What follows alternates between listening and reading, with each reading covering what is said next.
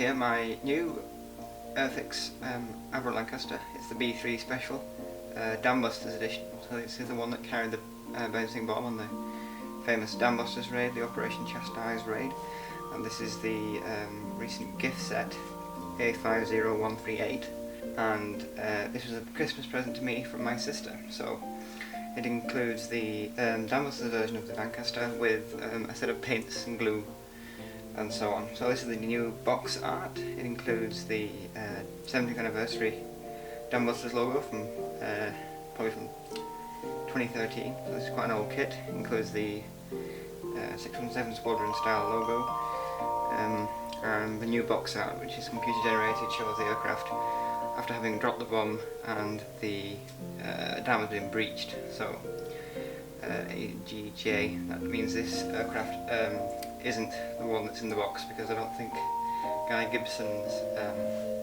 bomb breached the dam. It was one of the first bombs dropped, so it only weakened it. This is the back of the box, which shows what I think is another computer generated image of the kit in completed form. So you can see that the new model comes with not only the upkeep mine, but also the bomb carriage for it, which was a neat addition. The old version, which I had when I was a boy, had only the upkeep mine and the special parts needed to put in the bomb bay and cover over the turret, which is the main external modification. So it has a little information about the raid, and it has a photograph of the breached, I think that's the Ida or the Mona dam, and we can see some more CGI images of the model. So we have some deployable flaps. I'm not sure the Lancaster had deployed flaps on the ground, that's something I need to check. The upkeep mine, and some shots of the cockpit and the nose of the aircraft. We have a 617 Squadron logo and some stats for the aircraft. Otherwise it's a standard type Airfix box, and we have some more information.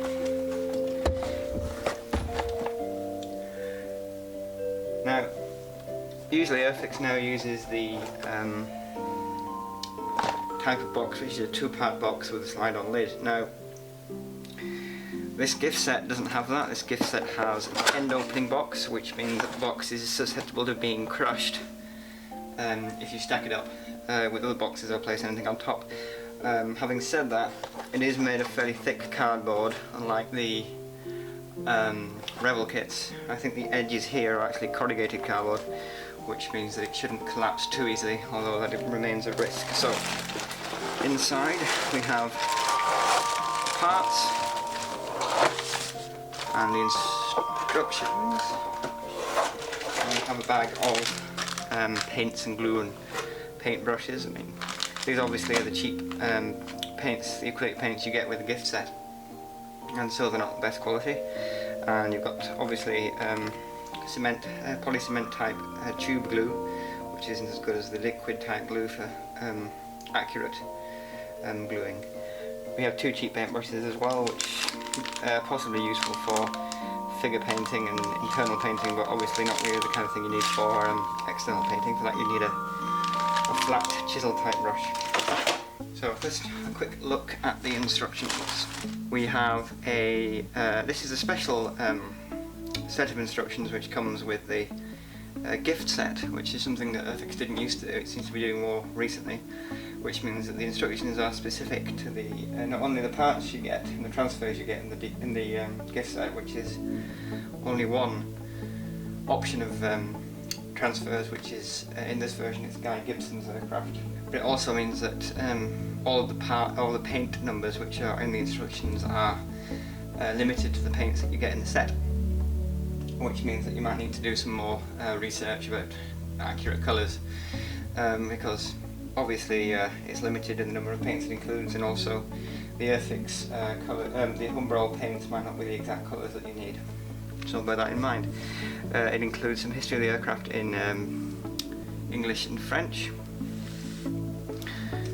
So if we open it up, we have more languages: German, Spanish, and another language, Swedish probably, and we have something which is relatively new for Airfix, a colour print showing the single decal option, Guy Gibson's aircraft from the night of the raid, and again it uses only the colours that are in the kit, and it just tells you where to place the transfers. It has the older type of non-paddle blades on the engines. These colours 29, 30 and 33, 33 is just black, 29 and 30 are not the classic Humbrol equivalents to the RAF aircraft camouflage green and brown, and they're not a terrible match because these colours would have varied quite a lot in practice because of different patches and fading in the sun. So those are probably good enough matches, but you can get more accurate paints. These are the transfers for Gibson's aircraft. It also includes transfers for the instrument panel, the radios and so on, and interestingly it includes a map which you can put on the navigator's table, which is a neat touch. It includes a good set of stenciling, although it's probably not all of the stenciling that would have been used. It looks to me like these are quite good transfers. There's limited decal film, which you can see. It is quite thick between the letters here, but you might want to cut each letter and apply them individually, which is a bit easier and you'll get less decal film in that way. You get also a little leaflet for the Airfix Club, safety information, and instructions, and a key for the icons in the assembly. So it starts with assembly of the bomb bay, it would seem.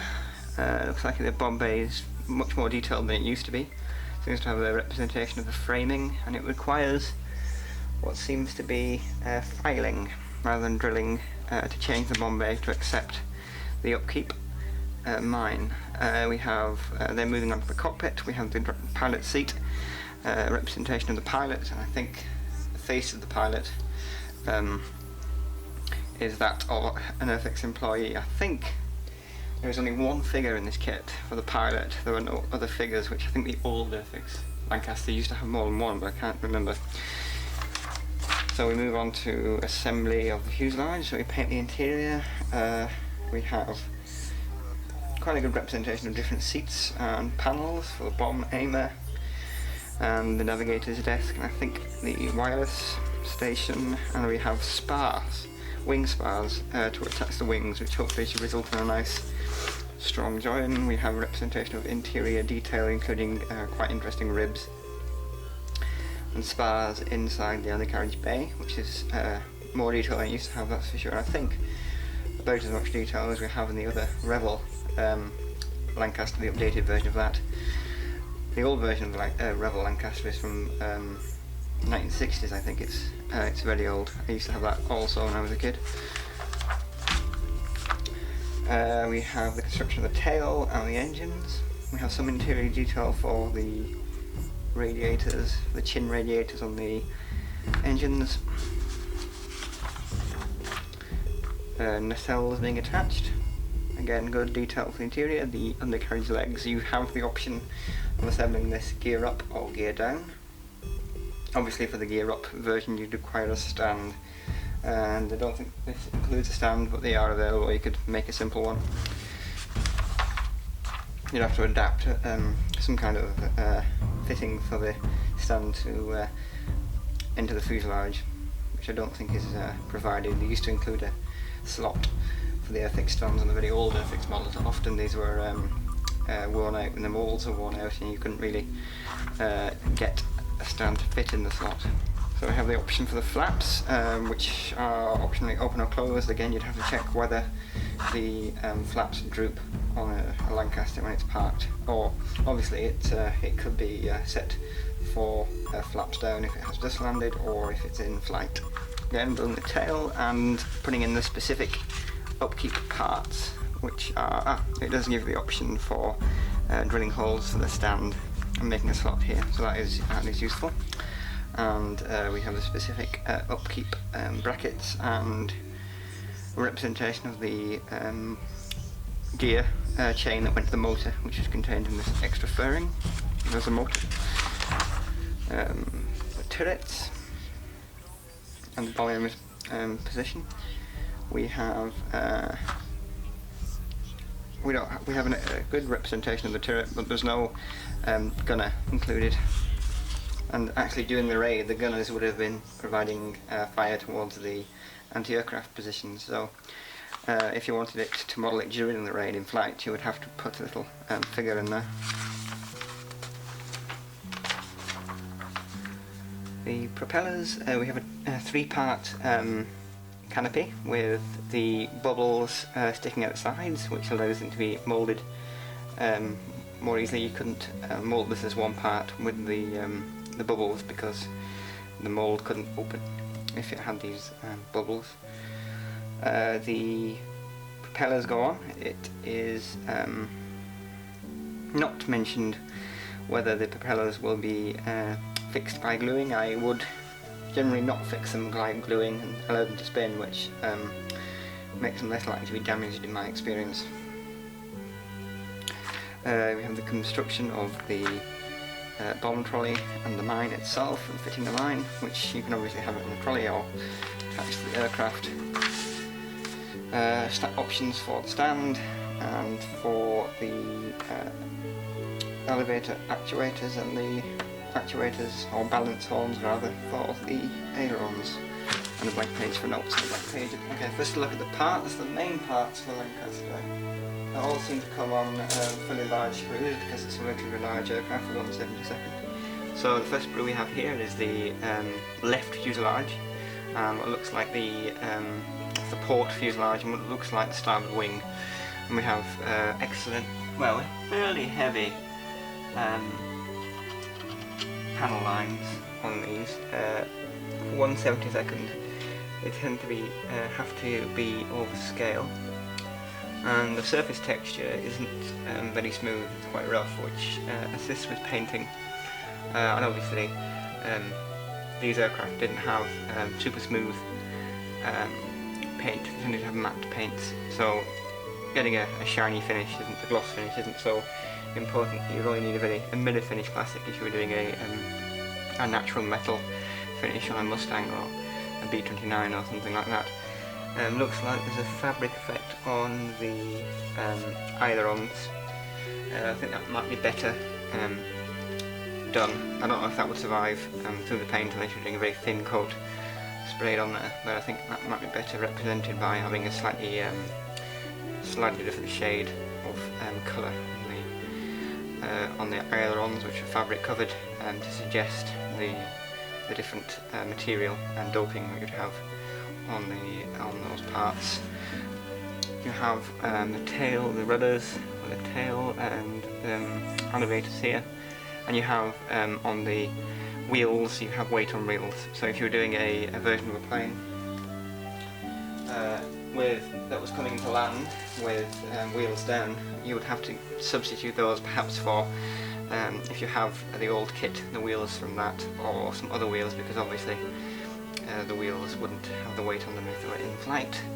Now the bomb bay itself, the bomb bay floor, is highly detailed. It has quite deep ribbing effect for the high strength required for the bomb bay, and good detail here. This looks like a nice part. This is one of the main wing spars, so obviously a much greater level of detail than we used to have in the old version. We have a representation of the ribs of the interior of the wings, and quite fine ribbing here, which will look good when it's a bit of dry brushing and subtle dry brushing and wash in there. Will look quite convincing. And again, the same for the interior. We have some panels for the navigator's station and the pilot's station, and ribbing in the bomb bay as well. And we have gaps for the windows. I'm not sure if the Dambusters aircraft had windows. That's something I have to check. This is the opposite side of the aircraft. You have the entry door and these are the underside of the wings. So obviously I made an error there. And we have some other parts of the Bombay and the other main spar, and again the wheels.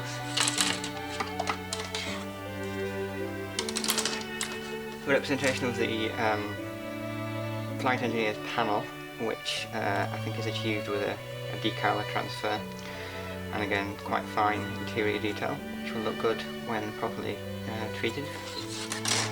These are the engine nacelle and propellers and various other parts. We have exhausts. I'm not sure if we have exhaust. Yeah, we have exhaust shrouds, which would have been used for night missions, obviously, because the flame of the exhaust can be spotted at night. Again, similar detail. We don't seem to have much detail of the interior of the landing gear part of the nacelle. However, that looks like that is represented. More landing gear part for Bombay doors, which will not be used for this version. Landing gear doors, various brackets, which I think might be bomb brackets.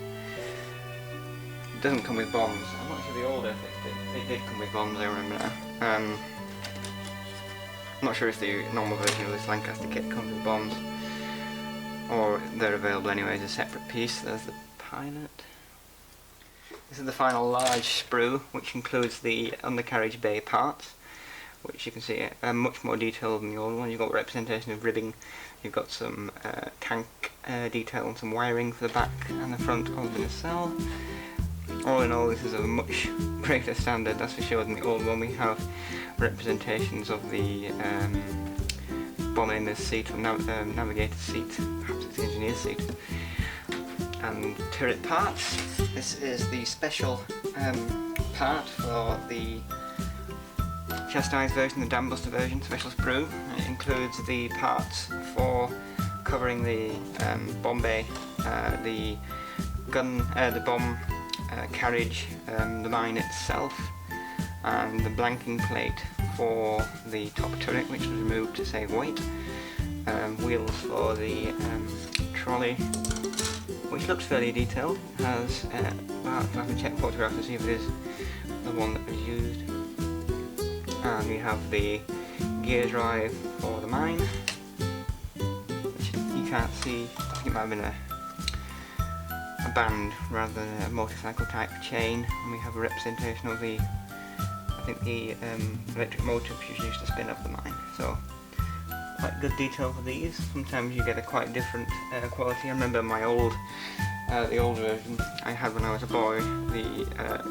Initially the bouncing bomb sprue was missing, and I had to order it specially from Airfix. And when it came, it was white plastic rather than grey plastic, and yeah, it was obviously much simpler than this one. And the new version obviously has more detail and is also present. Here's a loose part, which is the shroud for the fairing for the upper turret, which obviously isn't used in this version. And these are the clear parts, and we can see we have a standard clear part because we have the H2S radome, which I think was part perspex in real life, and that's why we have a clear part for that, because I think the rear part was open, and hopefully in the full version you'd have a representation of the H2S radar dish. We have the parts for the turrets, including the upper turret, which can go in the spares box. We have the internal windows, which are probably better done using PVA glue or Airifx, if indeed they are present on this version, otherwise you need to fill in the holes. We have the bomb panel, the clear nose panel rather, the bomb aimer, the flat panel for his sight, and underneath lights. Looking closely, we have good sharp framing, nothing to worry about that. So, overall verdict, well, it's certainly a significant advance on the old Airfix Lancaster, and certainly a very significant advance upon the very old Revell Lancaster, which itself has been replaced. I've not seen the new Revell Lancaster from a few years ago, but from the photographs I've seen, I think it probably is comparable to this one. Well, generally the moulding is very good. If the detail is a little coarse, the recessed panel lines are a little on the big side. If you're brush painting it, they should fill up, but they'll remain fairly prominent on a sprayed example. The any wash that you apply to them would have to be quite subtle, otherwise it will look quite plain what's going on. The moulding is very good, there doesn't seem to be any flash that I've seen, and any ejector pin marks are on the inside apart from the undercarriage fairings. Hopefully that should be hidden by the detail, but if not, that will require dealing with. I forgot to check the undercarriage doors themselves, but you'll be able to see in the video.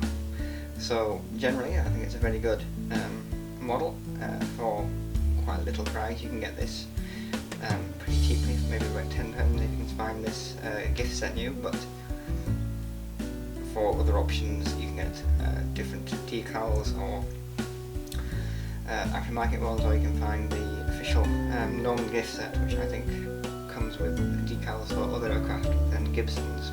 So generally a good kit.